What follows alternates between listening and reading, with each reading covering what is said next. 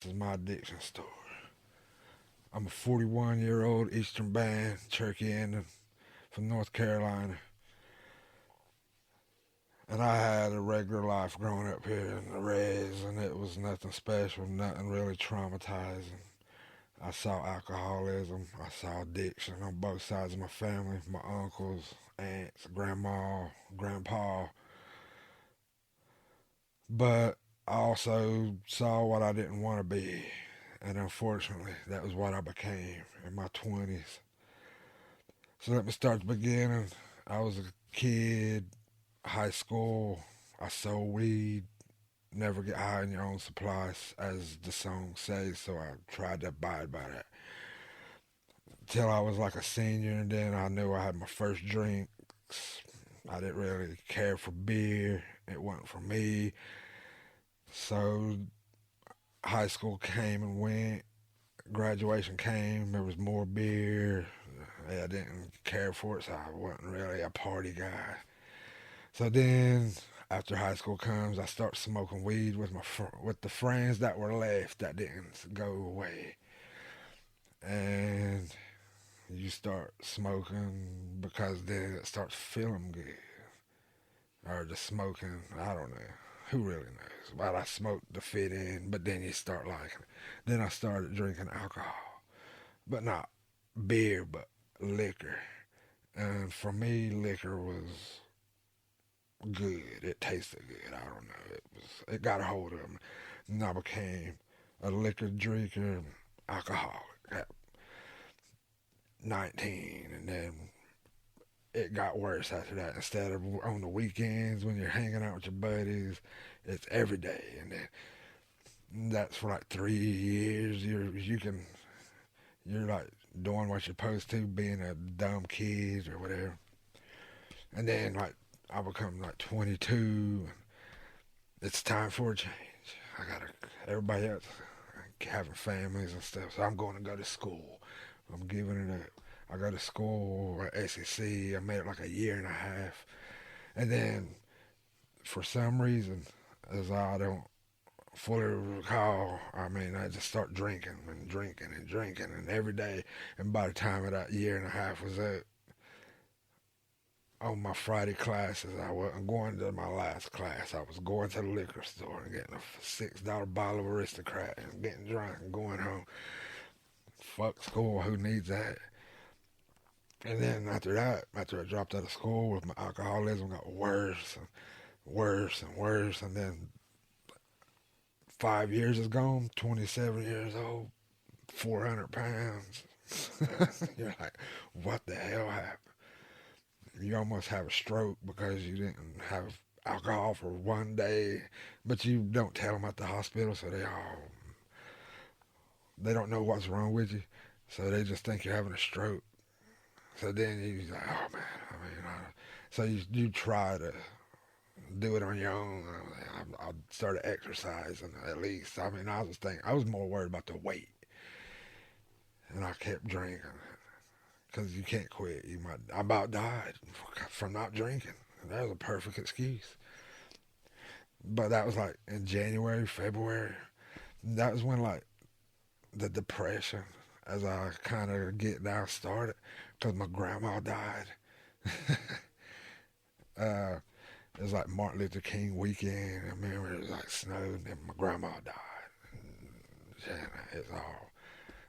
It wasn't because I mean it probably didn't hit me as like it hit my mom and them, but like that was the first domino of like the turbulent crap that was about to happen. Because I went and got a job, and I was driving transit, and transit I was cool. I was just a drunk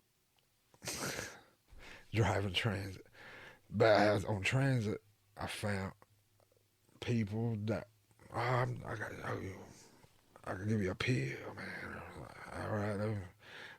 Oh, you drinking? What? This is way better than. Oh yeah. And it's like maybe a Viking or something. But then you're like, huh? And somebody else gives you like a Percocet. Like, that Percocet was like, whoa. And then it's, oh, you ate it. Maybe you should fucking sniff it next time. You're like, all right. You know, what? And then you're drinking, and you can drink, and then I was back to like I was when I was in 21, 22. I was the life of the party. I was a fun singer. I was an entertainer. Took me back. I was like, oh shit. And, and then boom, February, and that was like I got the transit job in July. So then boom, boom, boom. September comes. My my cousin, who was like a brother for the first like 12 years of my life, but when I was the only kid and only had cousins, died from suicide apparently or self-inflicted. I don't know. Who knows?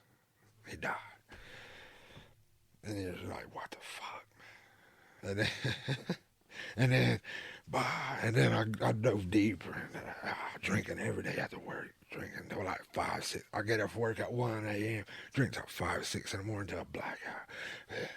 And then like, oh, you getting these pills make you feel better. And that was probably like a year on like drinking and doing pills. And then like as the pills got a hold, it was like, I don't even want the alcohol. I need them pills, man. These pills is where it's at, man. It's all about perks, perk 10s, 5s and 10s. Oh, I got to do a Viking because I need it. 512s, perk 10s. I need the school buses. Oh, you learn all that crap. And like, you get into the drug game, you learn. And like the dumbest people know they know their multiplications of 7, 12. Ask them the multiplications of 8. I don't know. Nah, man. That's just that's looking at the funny side of addiction. But anyway, come March, I had another close friend. The first of our friend group died from like health reasons. That was the first like friend who's living the life you was. But they had actually like had a kids and had a wife, and you're like, what the hell? And they died. And then, oh, this was in like a year. And then, oh, my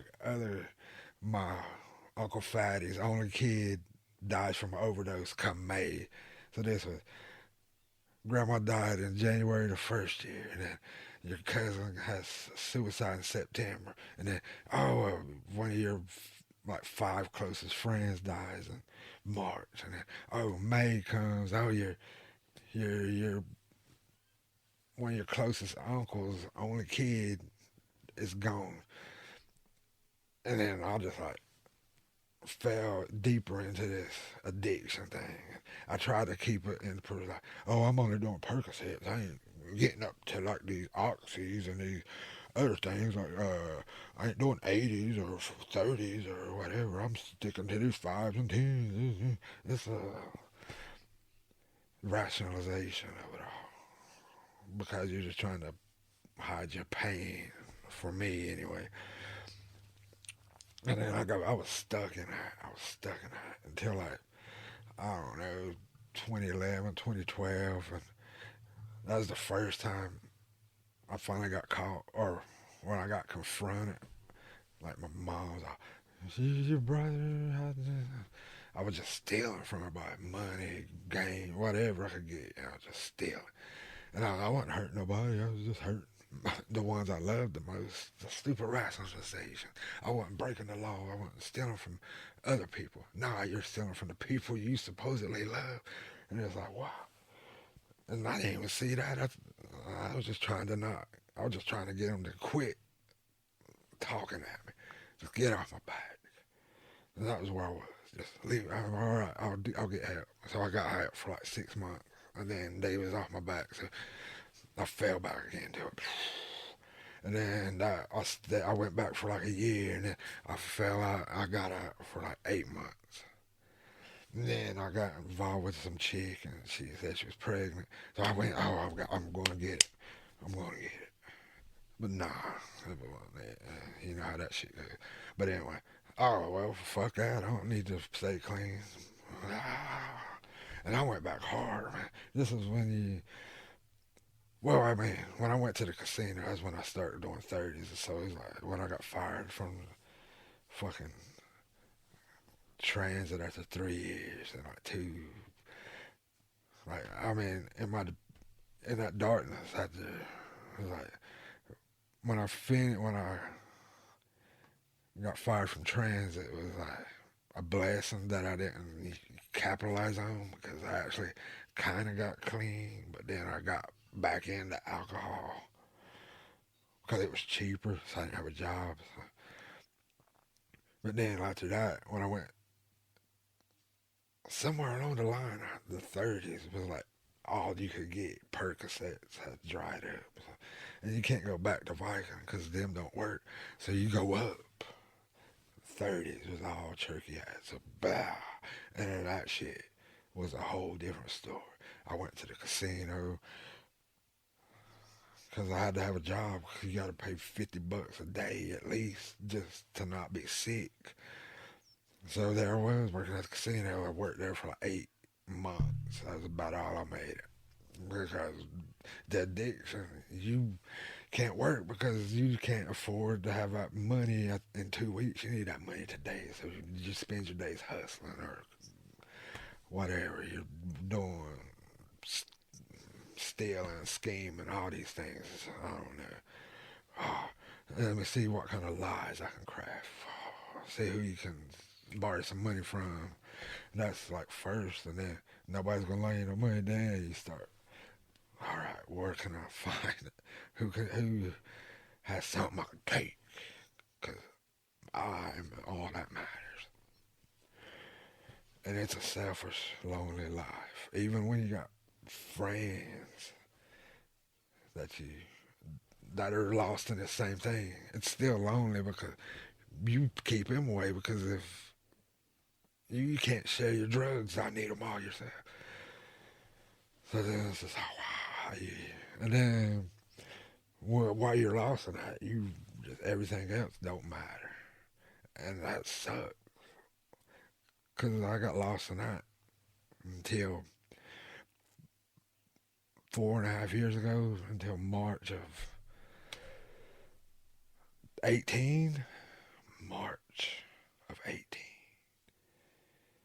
And in February, I was trying to quit. I was trying for myself. I don't know what was going on. It was just time, I thought. I mean, I was lost.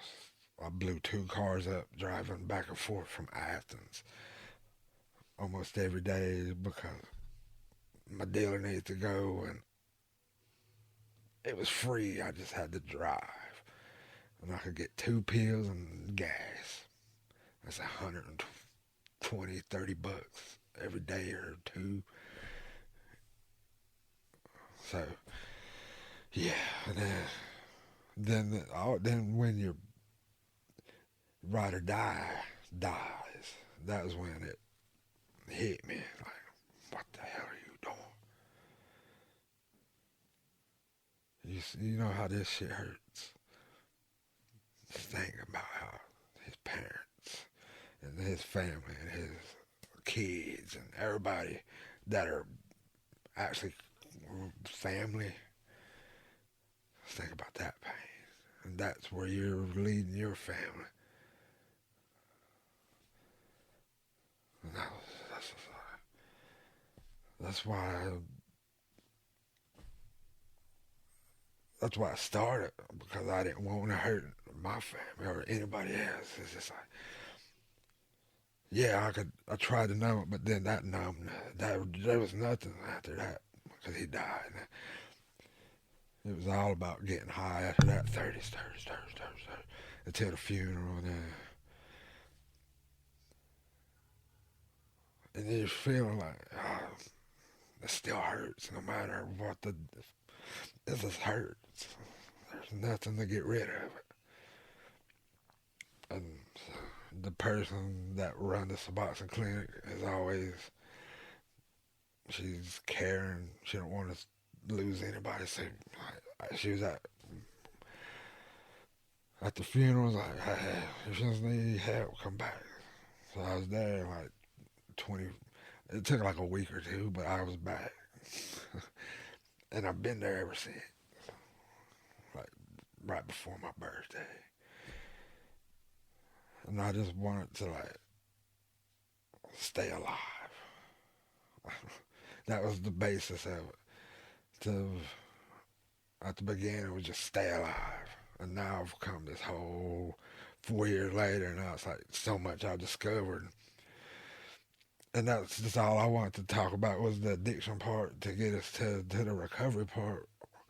Is now it's like 4 years later, almost five in March. It'll be off these pills, and maybe I haven't been like the best person, but I went at it the best way I knew how. It was selfish, and I had to go at it the same way I did my addiction. I had to do whatever I could to stay off the drug, stay off the pills.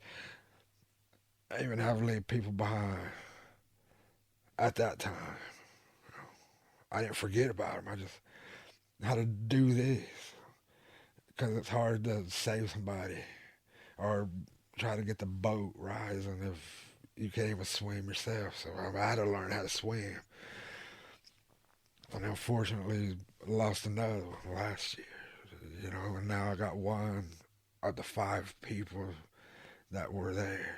And that's just what I'm trying to do. I'm trying to swim now, and hopefully we can all keep swimming together as long as we can, as a natural, and we're not killing ourselves anymore. You know what I mean? That's why this is the beginning now. This is my addiction story. And hopefully we'll learn about my recovery story coming in the videos ahead.